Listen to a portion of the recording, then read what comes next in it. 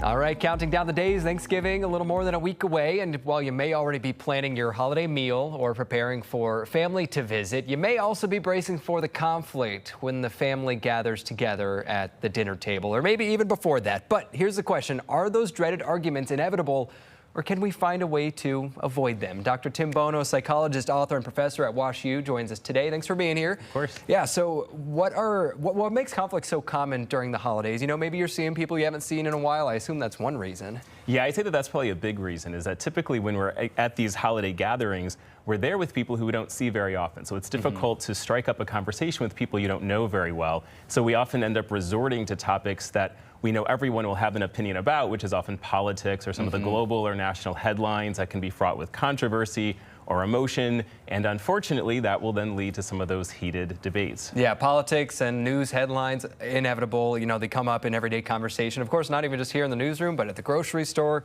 just about everywhere. You can't avoid them. So what are the best ways to de-escalate a heated discussion that maybe you can tell it's starting to pick up, you can tell somebody across the table has something to say? Best way to de-escalate? Yeah, well, if you should find yourself in one of those heated discussions, I think the first thing to keep in mind is that the way that we initially respond to a disagreement will set the tone for the entire discussion. So often the temptation is that we immediately jump in with a criticism or with a counter argument. But if we can take just a second, and not necessarily that we have to agree with them, but that we offer a gesture of respect by saying something like, I hear what you're saying, or I understand why this is important to you. It's important to me too. You're standing on common ground. That will lead to a much more positive dynamic, a much more productive way to carry out the discussion, even amid our differences. And what I might add to that is that if you're the host for one of these parties and you know that there will be people there who typically have pointed opinions about things, you can send out a message ahead of time that sets some ground rules and say, we're looking forward to a good celebration together, but let's keep politics off the table so we can just enjoy being together. A good tip, and then maybe you'll find out you have more in common with your family than you think you do.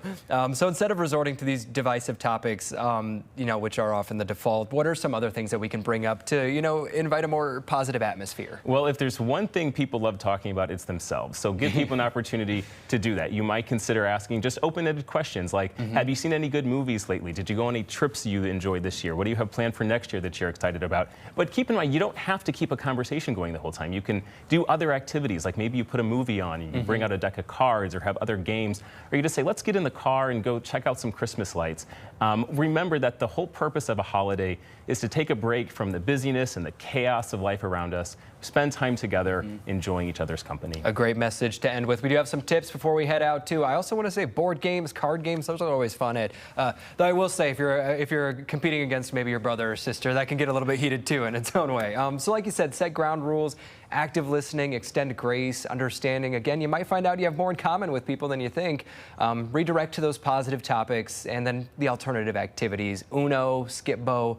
I could keep going. There's so many good games out there. Dr. Tim Bono with WashU, thanks for being here with us today. Pleasure. Good tips on this segment of Inside the Mind.